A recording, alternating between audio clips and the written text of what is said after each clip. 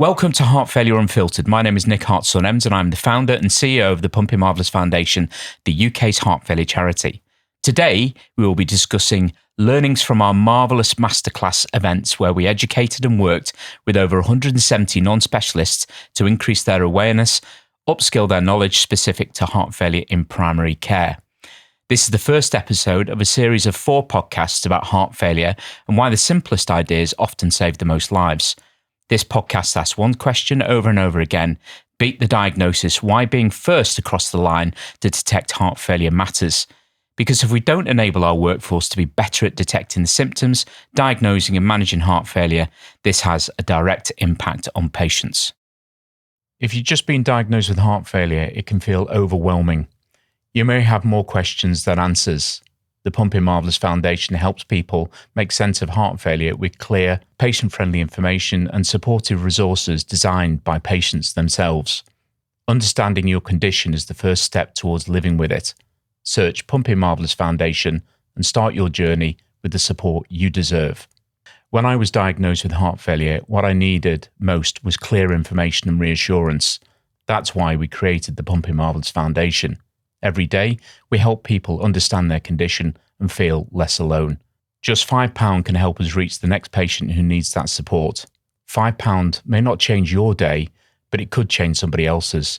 Visit pumpingmarvellous.org and help support patients today. So today, we're at the Liverpool Podcast Studios, and we're going to be talking about our Marvellous Masterclass events. And I'd just like to introduce some amazing guests with us. Katie, fire away. I'm Katie, I'm 36 and I was diagnosed with cardiomyopathy and heart failure at the age of 25, and I became a Pumping Marvellous patient educator. Hi, I'm Dr. Sue Kemsley. I'm a GP in Cheshire. Been a GP for 30 years, qualified as a GPSI in cardiology, and I currently do 2 leadership roles, one as a clinical lead for Health Innovation North West Coast and one for the North West Coast Cardiac Network. Hi, I'm Sarah Coburn. I'm a Senior Programme Manager at Health Innovation North West Coast. We run a heart failure programme which has been running now for 2 years. I'm a clinician by background, I'm a physiotherapist, but been working in this space now for a few years. So, thank you very much. I mean, great patient, senior GPSI, and somebody who works for the Health Innovation Network. So I think the first question goes to you, Sarah, of why did Pumping Marvellous Foundation, the charity, and Health Innovation North West Coast come together to deliver the Marvellous Masterclasses? What spurred your idea? Because we did this in 2018 in Greater Manchester. Yeah. But you picked up on this and thought, we'll run with this. What was your idea? So like I say, we've been running a heart failure programme in Health Innovation North West Coast for the past 2 years. And what's been really apparent when we've been looking into heart failure across our system, so when I say that, I mean Cheshire and Merseyside and Langston South Cumbria where we work, is that one of the key things that's a problem within heart failure is early diagnosis and that detection. So looking into how we can best address that, and I think it starts with the fact that a lot of patients are only diagnosed when they get admitted to hospital or have a hospital attendance. So for us, there was something missing in the system around, are we recognising the signs and symptoms of heart failure? Do people know how to go about getting a diagnosis, and then from that, how they go on to get properly treated and medicated so that they can optimise.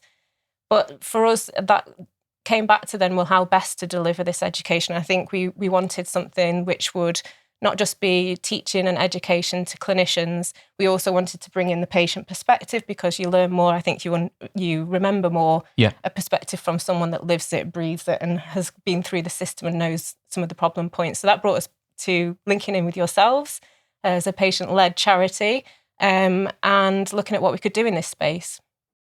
One of the most powerful things for people living with heart failure is hearing from someone who understands. The Pumping Marvellous Foundation brings people together through a supportive, patient community where experiences, advice and encouragement are shared. Sometimes the best support comes from someone who's been there. Discover the Pumping Marvellous community today. £5. That's all it takes to help the Pumping Marvellous Foundation support someone living with heart failure. £5 might not change your day, but it could change someone else's. Visit pumpingmarvellous.org. So what were the key problems that we were trying to solve? Well, I think the first thing was recognising the signs and symptoms of heart failure. So I think because nationally, that's quite around 8% of people are diagnosed in hospital. Yeah. But that's after potentially presenting with symptoms of heart failure, like the beat symptoms. Yeah. But that tends to be a really, really bad experience for the patient. And we can do it better, I'm sure. Definitely. I mean, the fact is that these patients or people in our population are walking around with these signs and symptoms, and oftentimes they're very well known to healthcare services. They might have multiple conditions and be touching with different healthcare professionals in other settings. So understanding and recognising the signs and symptoms will start a conversation about, are we even thinking about heart failure? There's got to be a lot of work that can be done in primary care, or whenever you meet a clinician, ideally we want them to think at the forefront of their minds, could this be, are we listening to our patients? Are we understanding what they're saying to us? Are we delving a little bit deeper to understand those signs and symptoms, and thinking in the back of our minds, actually, could this be heart failure? Could we be doing something about this? So I think even that as a catalyst to start some education was a great point. We're missing opportunities at the moment to try and think about. So put this in context, Katie. Yeah. Being diagnosed with heart failure. Yeah. What was it like when you your recurrent trips to hospital? To GP. Or to the GP, Yeah, and then you went to hospital. I took How did myself that to feel? hospital. I think you become frustrated because looking back now, I'm attending the GP with the same symptoms each and every time, still with the same symptoms. And now I know the beat symptoms. I had every single one of them symptoms, but I think a lot of it was due to my age, only being 25. And we kind of went down the mental health route first. Because heart failure does affect all generations, yeah? Oh, absolutely. Right. And so I now know mine's a genetic, which means that gene could sit in anyone of any age. And I was viral. Mine was viral myocarditis, and at 39 it wasn't spotted then. But I sort of understand now, with what we do all the time, why that probably was. I mean, Sue, what does it actually mean though, getting, across the line with heart failure? Why is it important to get that diagnosis in quick? There's a whole list of reasons. We got loads of time. A list of reasons. Well, it's treatable. And without treatment, people suffer and can't live the lives they want to live, and have an increased risk of death. So it's something we can easily, once diagnosed, effectively manage. So we need to pick it up. I think just coming back to, if I can, just coming back to those. You can do whatever you want to. You know what I'm like. Yeah. So just a bit of history on, I think, the why we ended up here needing this education, really. And I think we do really need this education. Everything that Sarah said, but I've seen this evolve really over the last 30 years in my career. When I was at university in the early 90s, late 80s, don't believe it. Heart failure wasn't really taught. I'm not sure it's even got any better, but there weren't treatments. There weren't tests. And actually, when I was a junior doctor, there still wasn't any treatments. And, people came into A&E, fluid overloaded, and, we gave huge doses of diuretics, and that's all we could do. In fact, at the time when I was at university, if you gave the therapies that we give now, you'd be struck off because they were contraindicated. Beta blockers. Beta blockers, yeah, very much taught you couldn't give those. So, I mean, I'm 55, we've still got a huge number of GPs in the country older than me or same age as me who've gone through that same training and never had any updates. And really that didn't change for a good number of years. So we saw the NSF cardiology, first sort of quality framework coming in 2000. Heart failure didn't feature much in that. And it wasn't really until drugs majorly started to change in the sort of mid-2015, 16s that people started to have an impetus for more education. So you can imagine the number of clinicians in the UK that have already been trained, and there's no catch-up on that. Yeah. And there's no prescribed training in curriculum after you've qualified. So the education is necessary. We also know that the number of heart failure, so the prevalence of heart failure obviously is massively escalating.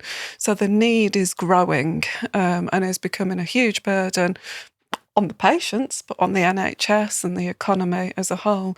So we really need this, and there's a lot we can do. So in answer to your question, why do we need to diagnose it fast? Because now we can, and then we can do something about it, whereas before we couldn't.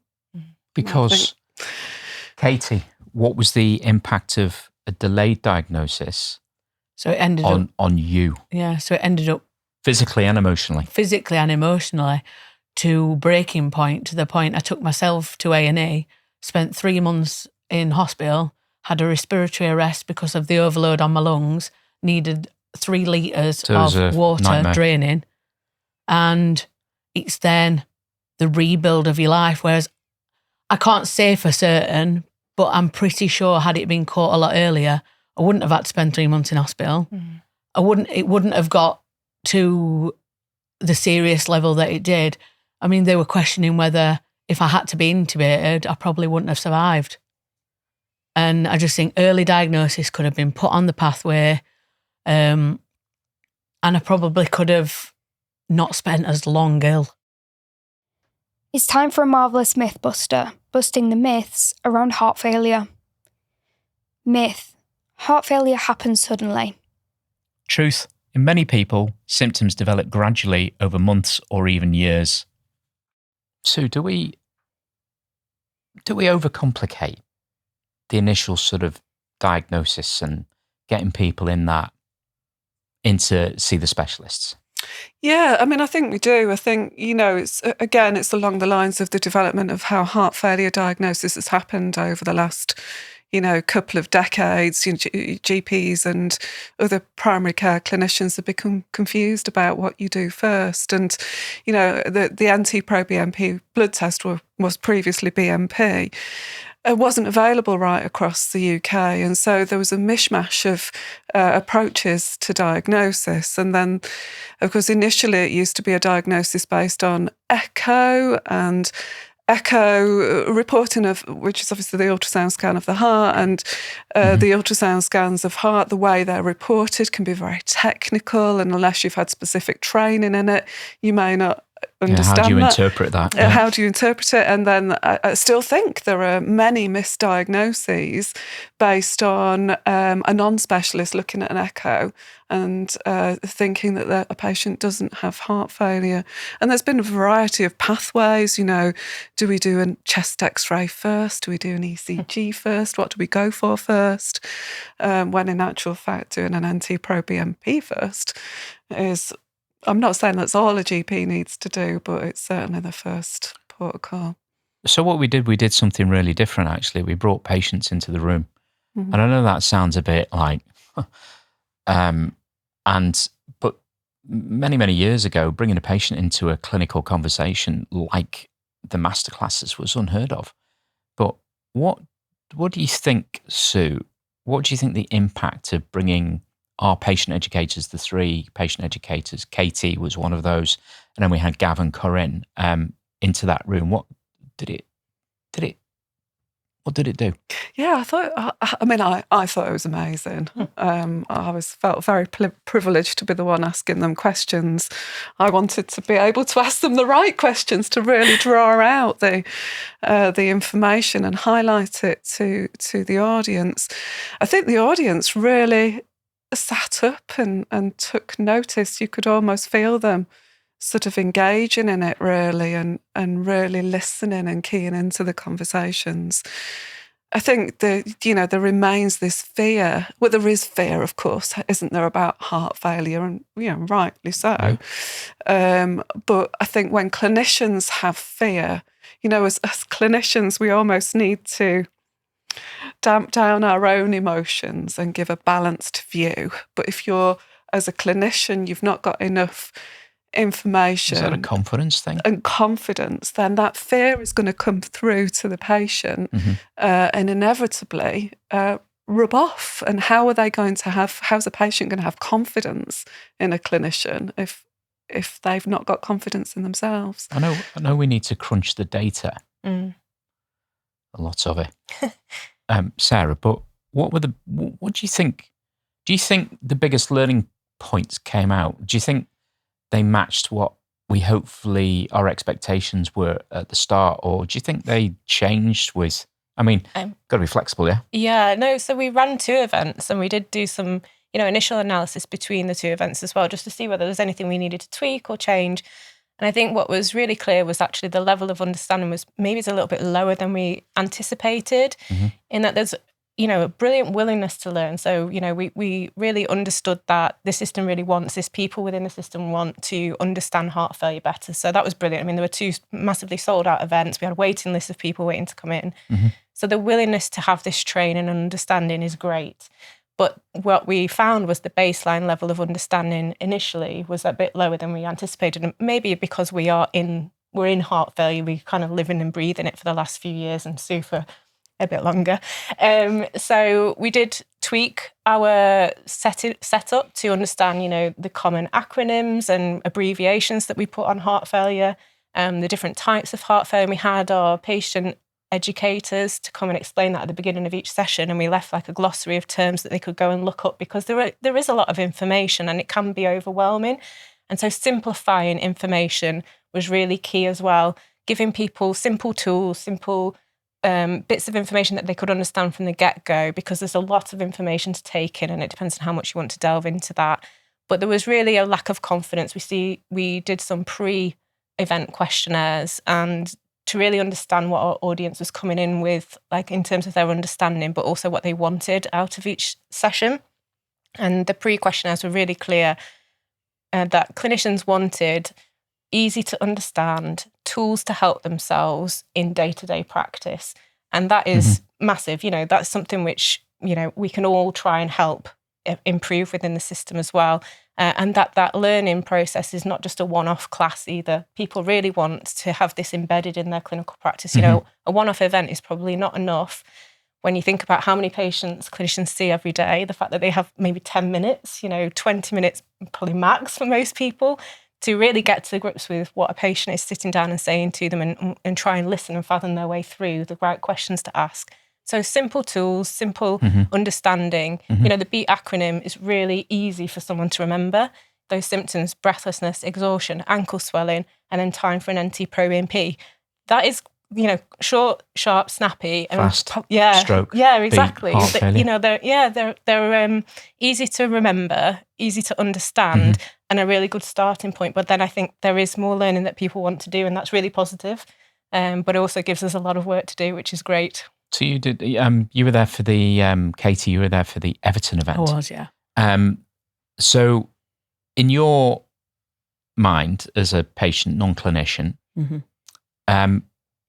what's the one take home that you want primary care, those people in the room, to go away with and implement the following week? I think the reason I wanted to go so much, I think sometimes if you come into a room and it's very different reading a patient's notes to actually looking at somebody, that person sharing their story. Sure. I wanted them to take away that each time a patient comes in, they're coming in because they need help. They're probably at the end of their tether and they're trusting you to help. And so it was a case of I just wanted them to, each time, no matter how stressful the day is, whatever is, that patient is there because they need your help. And to listen, because I think it comes down to that. So the key there is observe, look at the person, and listen. Yeah. Sue, what do you think? I'd probably echo that, really. Okay. Echo. I like that. I think as a clinician, if you've got particularly 10-minute appointments, it's really easy to look at someone's notes before they walk through the door and make a conclusion as to what the problem is going to be, even before somebody comes in. I'm just writing a case now for a nurse educator session, and You know, a chap comes in who's overweight with COPD and a bit breathless with leg ulcers, and the nurse is doing a chronic disease review. He wants to go quickly. Do they think about doing an NT-proBNP, or do they say, everything's fine, off you go? And it's easy to collude with that, isn't it? So I think if there's one thing, if a clinician can, make a hypothesis based on the risk of the patient and what they're coming in with, but listen and be ready to vary that hypothesis and use your knowledge, apply it to look at what the problems could be. Don't go down the wrong avenue too quickly. Don't be set on that hypothesis that is all you've got in your head. Absolutely. No matter what they're saying, you've already made your mind up, because I think that's where a lot of the misdiagnosis has come from. Yeah. So it is listen, observe, have an open mind about what's going to walk through the door as you look at the notes. Sarah, can you add to that? Oh, well, I think as well, there's a lot of conditions which can kind of mimic some of the signs and symptoms of heart failure. So I guess back to Sue's point around being open-minded, I am guilty. I was a clinician, I was a physio, didn't work in heart failure, but I'd never had training to understand that. And I dealt with a lot of respiratory conditions. And now when I think back, there was probably many instances of someone having something more, or even an opportunity to say, could this be, should we be looking at something else? So I think really to echo what both Katie and Sue were saying is have an open mind, but, be open to challenging yourself as well to think, is this what I think it is, or is it something else going on? But really, I would really like the people that have been to our events to feel more confident in actually asking those questions of themselves and of the patient. So challenge yourself. Yeah, basically, and keep learning as well. There's never a silly question. We had lots of Q&A sessions to really understand what people needed to know from the events and from our clinicians that were presenting and our patients. And I think a curious mind is a brilliant mind, because you'll always keep learning and you'll just keep improving. So challenge yourself to be better. So this is episode 1 of 4.